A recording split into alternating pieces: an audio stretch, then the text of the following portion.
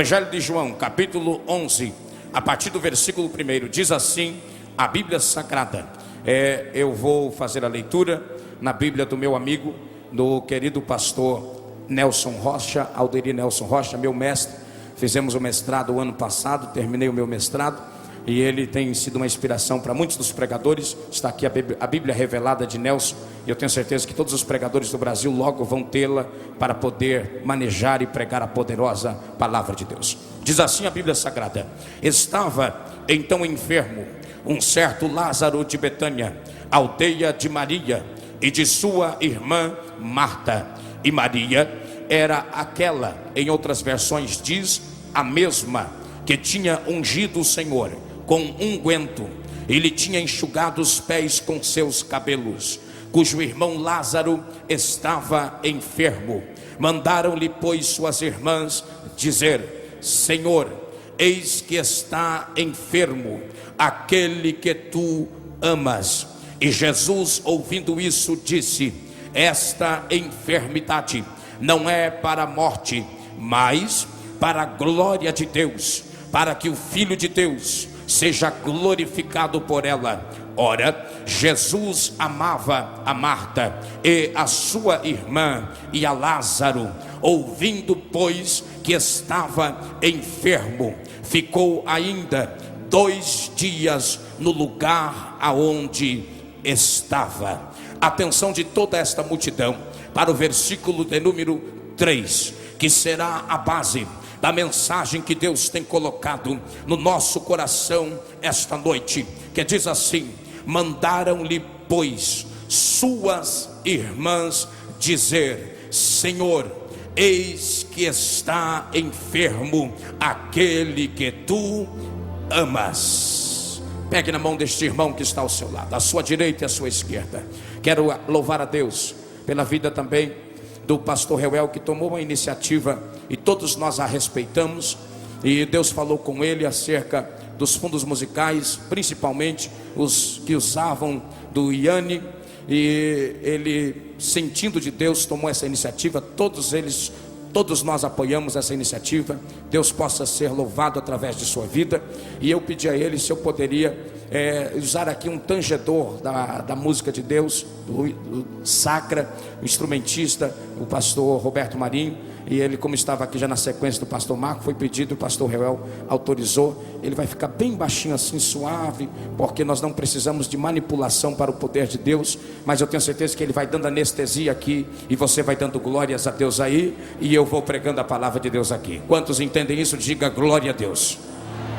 Deus abençoe pastor Marco Feliciano, pastor Júnior Souza, nossos amigos, pastor Abílio Santana, meus amigos particulares. Diz assim, e você possa, por favor, levantar a mão do seu irmão. Nós vamos fazer uma oração a Deus. Nós vamos buscar ao Senhor agora, e eu tenho certeza que o Senhor vai falar conosco. Feche os olhos. Senhor Deus, estamos mais uma vez aqui nos Gideões Missionários em Camboriú. 9 anos, Senhor, que sou pregador desta festa. Por muitas vezes já cheguei neste lugar, e eu tenho certeza que se um dia eu perder o que trouxe hoje, eu não posso mais subir nesta tribuna, porque eu subo aqui como se fosse a primeira vez, na total, exclusiva e única dependência do Senhor. Se o Senhor não quiser fazer nada, vai acontecer aqui hoje. Mas se o Senhor estiver disposto a me usar, se o Senhor estiver disposto a me possuir agora e ser a minha voz, Senhor, a sua voz na minha boca, tenho certeza que todos que estão aqui, os que estão pela internet, pelo rádio, em qualquer parte deste planeta Terra, aonde a minha voz estiver chegando nesta noite, tenho certeza que mais uma vez o Senhor nos usará, como o Senhor sempre tem feito, de uma forma toda especial. Como o Senhor já tem usado os pregadores, como o Senhor usou o profeta pastor João Aguiar lá no pavilhão, de uma forma sobrenatural. Como o Senhor já usou os demais pregadores que estão aqui, como o Senhor já usou o pastor Elcio de Assis ontem, e simultaneamente o pastor Marco Feliciano nesta tribuna. O Senhor mais uma vez vai bradar os céus: usa-me, Deus, usa de uma forma profética. Esta é a noite dos milagres, esta Esta é a noite, Senhor, que a expectativa foi criada, e só o Senhor pode nos suprir, só o Senhor pode trazer ao nosso coração, só o Senhor pode falar à nossa alma, só o Senhor pode balançar as estruturas do nosso corpo agora. Eu não tenho, e eu te agradeço por isso. Eu também não posso, e eu te louvo por isso. Mas é por isso que eu estou aqui, porque um dia o Senhor escolheu quem não pode, quem não tem, quem não faz, para ser usado nas tuas mãos. Se é verdade que o Deus que eu sirvo está aqui, se é verdade que é o Senhor que me escolheu para estar aqui, aonde houver outro crente igual a mim, Senhor, aonde houver outro sonhador, aonde houver outro profeta, aonde houver outro pentecostal, vai ao encontro dele agora, e da planta dos seus pés ao alto da sua cabeça, começa a estruturar, começa a encher, começa a possuir, começa a tocar. Pega ele.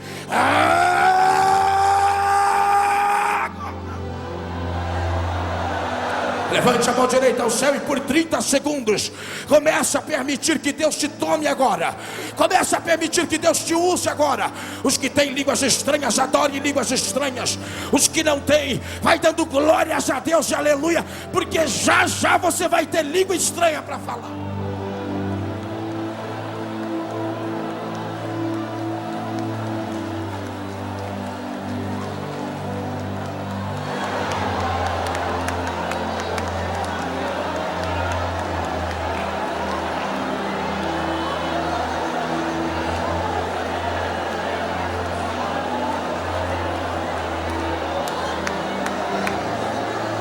Aleluia, aleluia, aleluia.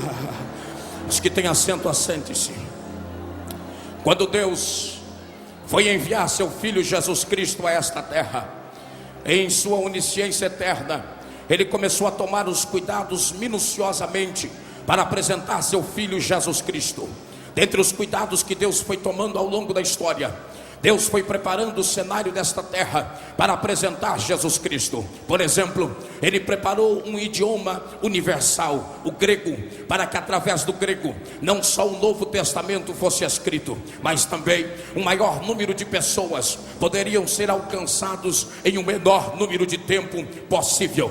Deus preparou um império, o Império Romano, para que através de sua opressão pudesse segurar e fazer com que Israel sentisse saudade do Deus de seus pais, o mesmo Deus que já tinha lhes tirado de vários cativeiros, como o cativeiro do Egito, da Babilônia e assim por diante. Deus também preparou um silêncio por 400 anos, nem por Urim, nem por Turim, nem por mensagem revelada, nem por voz de profeta. Deus falava com a terra. Deus, cuidando do cenário da terra, apresenta então um arauto, João Batista, aquele que Ele levanta para ser o preparador, o que veio endireitar e veio preparar o caminho para apresentar o Filho de Deus com sua mensagem de justiça e de juízo. Ele veio endireitar as veredas e preparar os caminhos para apresentar Jesus Cristo. Não menos do que isso, usando o profeta Isaías 600 anos antes, agora Ele prepara uma virgem chamada Maria, para que então, depois que tudo estivesse preparado, houvesse e acontecesse o maior fenômeno de toda a história da humanidade, a encarnação do Verbo. Maria, em Belém da Judeia, vai ter o nascimento do Salvador do mundo, Jesus Cristo. Quando Jesus nasce em Belém da Judeia, Ele traz não só para você, mas também para mim e para todos nós, o maior exemplo de humildade de seu ministério. Vou lhes dizer, o maior exemplo de humildade de Jesus Cristo não está no Calvário, quando imolado em uma alta cruz. Não, senhores, o maior exemplo de humildade de Jesus Cristo não está na via dolorosa, quando com a ajuda de Simão Cirineu,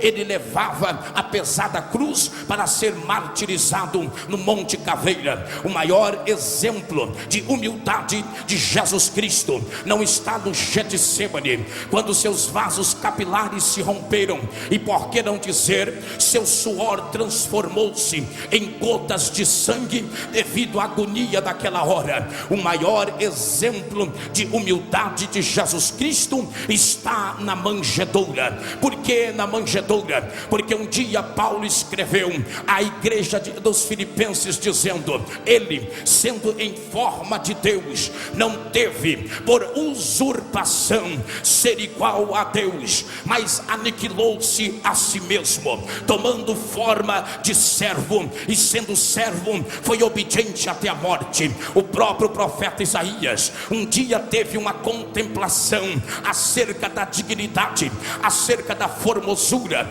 e acerca da maneira com a qual Deus se apresentava na eternidade, e ele diz que este mesmo Senhor, que agora está no ventre de uma simples virgem, senta ou assenta-se no globo da terra. Ele mesmo que tem os homens diante dele como gafanhotos, conta as estrelas do céu e chama todas elas pelo seu nome, jogou as ilhas no oceano como coisas pequeninas. Ele mesmo que com uma das suas narinas abriu o mar vermelho. Ele mesmo que descortina o céu como a cortina de sua casa. Ele que nunca olhou para cima, porque acima dele a única coisa que um dia já chegou foi a adoração, porque diz Isaías que acima do trono os serafins voavam e diziam: Santo, Santo, Santo, Santo é o Senhor dos exércitos,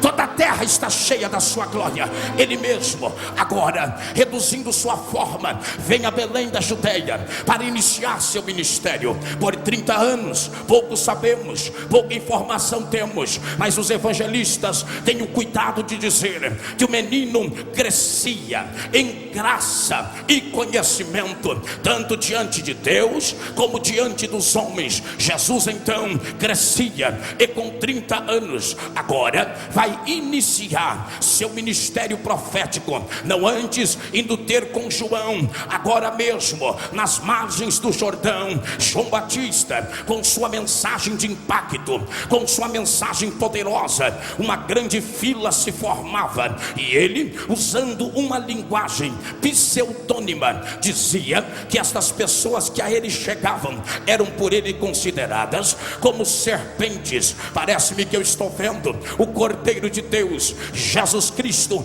Pastor Marcos Aurélio de Mirassol, parece-me que eu estou vendo o Cordeiro entrando na fila, e alguém aproxima-se dele e diz: Senhor, João só está preparando o caminho para o Senhor chegar, e quando o Senhor chega, o Senhor vai ficar na fila. Eu imagino Jesus dizendo: é aqui mesmo que eu vou ficar. Mas Senhor, ele mesmo está pregando há muitos meses que ele não é digno de desatar a sandália dos seus pés, porque ele batiza somente com água, mas o Senhor vai batizar com o Espírito Santo e com fogo. Ele está te aguardando, e o Senhor vai ficar na fila? Sim, Senhor, eu vou ficar na fila. Por que, Senhor? Porque eu vim para dar exemplo. Não entendi, Senhor? Então eu te explico. Se eu, que sou Jesus, fico na fila, quanto mais quem tem promessa tem que ficar na fila esperando a sua vez. Levante a mão direita para o céu, por favor. Por gentileza, repouse esta mão no ombro de alguém que esteja ao seu lado. Diga para ele: fica na fila. Não precisa puxar tapete, não precisa invejar ministério, não precisa boicotar ninguém, não precisa assassinar ministério de ninguém. É só ficar na fila, esperando a sua hora, esperando a sua vez. Sua vez vai chegar. Jesus ficou na fila. A Bíblia diz então que João lhe batiza nas águas. Saindo do Jordão, os céus se abrem, uma bomba corpórea, tipológica, apontando a presença do Espírito Santo, vem sobre ele, e a voz da eternidade ecoou-se dizendo: este é o meu Filho amado, em quem me compasso, em quem tenho alegria, em quem tenho prazer. A partir dali, Jesus Cristo vai começar seu ministério de pregação, de se sinais, de prodígios e de maravilhas, andando então tanto na Judeia como também na Galileia. Jesus vai iniciar seu ministério. A Bíblia diz no Evangelho de João, no capítulo de número 2, que o primeiro milagre catalogado do ministério de Jesus Cristo aconteceu nas bodas de Caná da Galileia, quando nós na teologia usamos uma expressão dizendo que houve lá um processo de transubstanciação, transferência de substâncias. A água transformou-se em vinho e a festa continuou. Maria se aproxima e diz: meu filho, o que é isso? E ele responde: é para esta hora que eu vim, é para agora que eu cheguei. Vou começar meu ministério. Não antes, montando seu esquadrão de elite, ele vai preparando o pastor Eduardo Silva, 12 homens, ele vai preparando 12 escolhidos, bispo Paulo Moura, dentre eles vai chamando um após o outro: André, Felipe, Pedro, Tiago, João, Bartolomeu, Natanael e assim por diante. Quando os 12 estavam ao seu lado, ele diz: vamos começar. E ele foi andando de um lado para o outro. A própria Bíblia diz que os sinais lhe seguiam, ele acompanhavam. Tanto é verdade que a repercussão do seu ministério começou a crescer. A fama de Jesus corria desde a terra de Tiro e Sidom até o sul de Israel. Ah, meu Deus! E a multidão aumentava, a multidão crescia, todos queriam ver os sinais e os milagres. A multidão era tão grande, a multidão era tamanha, que ela começou a ser dividida em pelo menos 7 partes. A primeira parte da multidão que seguia a Jesus Cristo, eu chamo ela de os necessitados, ou seja, os necessitados eram divididos em 2 partes: os necessitados físicos e os necessitados espirituais. Necessitados físicos: coxos, paralíticos, leprosos, problemáticos e assim por diante. Mas tinha também os necessitados espirituais: endemoniados, lunáticos, depressivos, angustiosos, medrosos e assim por diante. Dentre a segunda parte da multidão que seguia a Jesus Cristo estavam os famintos, aqueles que ouviram dizer que um simples nazareno com 5 pães e com 2 peixes tinha alimentado uma grande multidão. Com a cobrança exacerbada dos impostos romanos, havia fome na Galileia e todos procuravam agora, não só para ouvi-lo pregar, mas em busca de comida. E a multidão ia crescendo. A terceira parte desta multidão, estes têm até hoje, estes existem até os nossos dias. Quem era? Eram os curiosos, aqueles que vinham só para observar. Será que vai acontecer mesmo? Será que hoje vai ter milagre? Será que hoje vai ter pão? Será que hoje vai ter avivamento? Será que hoje vai ter poder? Os curiosos, eles eram divididos em grupos: os fariseus, os saduceus, os essênios, os zelotes e os grupos políticos e religiosos, tanto de Israel como também dos romanos. Havia mais um grupo que seguia a Jesus Cristo. Quem era pastor? Era a sua família, a família de Jesus, pastor Ricardo Ítalo. A família de Jesus, pastor Elcio de Assis, era dividida em 2 partes: a família do céu e a família da terra. Qual era a diferença, pastor Paulo Marcelo? É que na família do céu, Jesus Cristo, ele tem pai, mas ele não tem mãe. E na família da terra, ele tinha mãe, mas ele não tem pai. E isso é só pela fé que se consegue entender. Quem entende isso dá um grito de glória para Jesus. Havia mais um grupo de pessoas que seguia a Jesus Cristo. Pastor Rafael Carneiro, de Guaíra, Paraná. Existia mais um grupo de pessoas que seguia a Jesus Cristo. Eram os seus mantenedores. Pastor Reuel, Jesus tinha mantenedores missionários. Quem eram eles, querido pastor Wesley? Dentre eles estavam José de Arimateia, Nicodemos, Zaqueu, Jairo e muitos outros, que de dia e também de noite traziam presentes, ofertas e sementes no ministério de Jesus Cristo. Pastor Lorinaldo Miranda, parece-me que eu estou vendo Jesus recebendo muitas sementes missionárias da sua vida. Havia mais um grupo de pessoas que seguia a Jesus Cristo. Quem eram eles? Eram os seus amigos. Não se assuste com o que eu vou dizer agora. Jesus tinha 5.000 que lhe seguia, mas entre os 5.000 ele só tinha 12. Entre os 12, pastor Anderson, ele só tinha 3, Pedro, Tiago e João. E entre os 3 ele só tinha um que ele chamava de amigo. O que eu quero dizer aos senhores é que você precisa conhecer na vida pelo menos 5.000 pessoas para encontrar um amigo de verdade. Como é difícil encontrar um amigo. Às 4 da tarde, eu dobrado o joelho no quarto do hotel, bateram na porta e alguém disse assustado: abra a porta. Aí do hotel a minha esposa assustou-se, entrou no banheiro rapidamente, porque nós estávamos nos preparando para vir para cá. Eu abri a porta, uma comitiva de pastores, alguns que estão aqui à minha retaguarda, dentre eles pastor Napoleão Falcão, que eu aprendi desde criança a ouvi-lo pregar. Ele entrou e disse: moço, recebemos a autoridade de Deus de virmos orar pela sua vida. Eu dobrei o joelho, 5 ou 6 homens e mulheres de Deus me cercaram e disseram: te prepare, porque é esta a noite, é este o domingo, é este o dia. Hoje Jesus Cristo, seu amigo, vai balançar os gideões. Se é verdade que os pentecostais já chegaram aqui, dá um grito de glória para tremer. Jesus Cristo então tinha amigos. Como é bom ter amigo. Ah, meu Deus, tenho que abrir outro parêntese para você entender algo especial.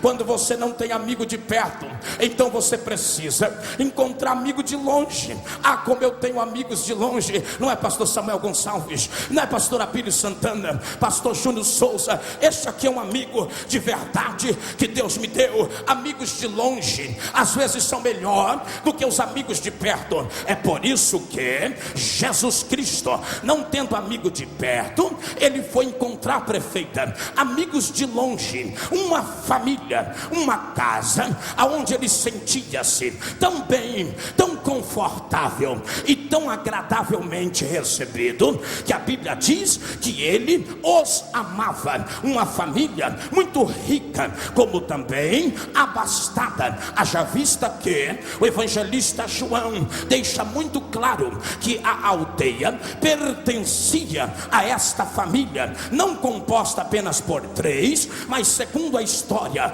o próprio Simão leproso, que foi curado por Jesus, também fazia parte desta família. Agora, se não vejamos, a Bíblia diz que Jesus os amava. Preste muito atenção no que eu vou lhe dizer agora. A expressão os amava não está referindo-se ao amor divino. Não, senhores, pastor Guedes, não é o amor divino. Este amor divino, Jesus Cristo, pastor Jaime Rosa, já tinha derramado sobre a terra. João mesmo disse: Deus amou o mundo de tal maneira que deu seu Filho unigênito para todo aquele que nele crê. O amor divino, ele já tinha derramado. Este amor aqui é o amor humano. Pastor Paulo Marcelo, como isso é possível? Eu te explico.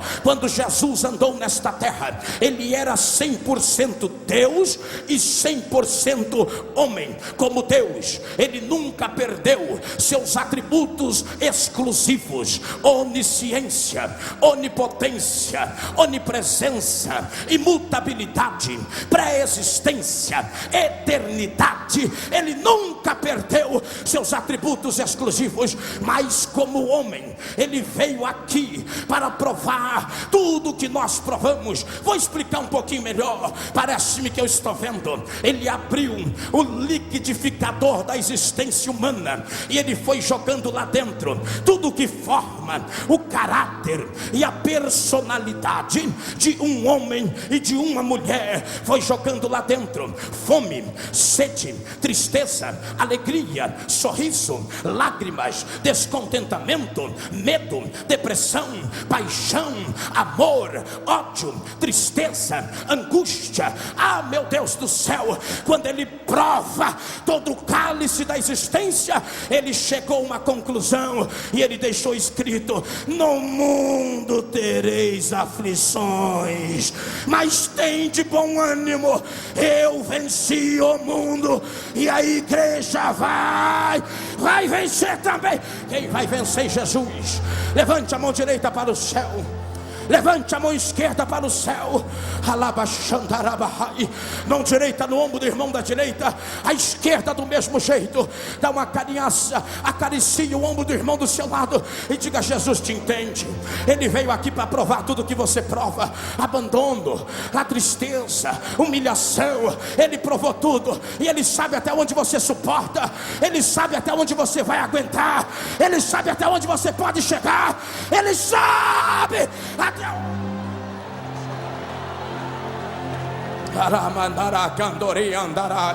Jesus os amava. Ah, meu Deus, preste atenção, companheiros, senhoras e senhores. A expressão amavas, pastor Marco Feliciano, me encanta, porque Jesus está dizendo: eu me sentia tão bem lá em Betânia. Pastor Ângelo Galvão, parece-me que eu estou vendo Jesus dizendo: em Betânia é o meu lugar de refúgio. Betânia, Vaguinho, era o lugar onde Jesus recarregava suas baterias espirituais. Parece-me que eu estou vendo Jesus chegava um dia e dizia assim: André, informe ao companheiro Mateus que eu estou com muita vontade de comer hoje um cordeiro assado com ervas amargas, com pães asmos, aquela comidinha caseira que a gente pregador às vezes sente saudade de comer. Jesus dizia: então informe aonde o senhor quer comer este cordeiro. O senhor quer que alguns dos 12 prepare para o senhor? Jesus dizia: não, meu filho, esta comidinha caseira só tem um lugar que eu encontro. E aonde é, senhor? É lá em Betânia. Mas, senhor, o senhor vai para Betânia só para comer? Não, senhores, eu vou lá para receber o que aquela família tem para me dar. E o que é que aquela família tem para te dar? Ela vai me dar o que eu não encontro em muitos lugares. Como assim, pastor? Eu lhe explico. Jesus era o homem da mídia, Jesus era o homem das multidões, Jesus era o homem das aglomerações. Mas aqui hoje, por exemplo, eu estou sendo ouvido por centenas e milhares de pessoas. Você me conhece, mas eu conheço a poucos dos senhores. Mas tem uma coisa: quando eu abro a porta da minha casa e eu chego das muitas viagens que faço, com meu diafragma cansado, com a minha voz rouca e embargada, e eu abro a porta da minha casa e o Felipe vem correndo com 2 anos para me abraçar. O Lucas com seus 6 anos vem e diz: papai, que bom que você voltou para casa. A minha esposa me dá um beijo e diz: bem-vindo ao lar. Eu sinto como Jesus em Betânia. Por que, pastor? Porque em Betânia ele não tinha que provar nada. Em Betânia ele não tinha que provar que era. Em Betânia ele não tinha que provar que tinha. Em Betânia ele não precisava. Ah, meu Deus, eu vou explicar melhor. Quando ele entrava em Betânia, lá não entrava o Filho de Deus, lá não entrava só o portador dos milagres, lá entrava o amigo da família, lá entrava aquele que ele sentia um prazer. Tanto é verdade que Maria e Marta cuidavam das 2 personalidades de Jesus. Vou explicar explicar. Marta cuidava de Jesus como homem, fazia comida para Jesus comer porque ele tinha fome. Mas Maria cuidava dele como Deus, sentava aos seus pés, quebrava um vaso de alabastro e dizia: doce Nazareno, mais uma vez bem-vinda em Betânia, aqui é o seu lugar. Como é bom te receber em casa, como é bom estar aqui. Por quê? Porque em Betânia não tinha jogo de interesses. Em Betânia não tinha troca de favores. Em Betânia não tinha você me dá e eu te dou. Em Betânia não tinha bate nas costas e depois fala por detrás. Em Betânia era sinceridade. Em Betânia era verdade. Em Betânia era amor sincero. Porque Jesus estava cansado de aonde ir, as pessoas não queriam ele, mas o que ele tinha para dar. Eu quero perguntar para esta multidão: quantos vieram buscar, não aquilo que ele tem para dar, mas aquilo que ele é? Quem pode por 30 segundos, adora ele, depois eu continuo.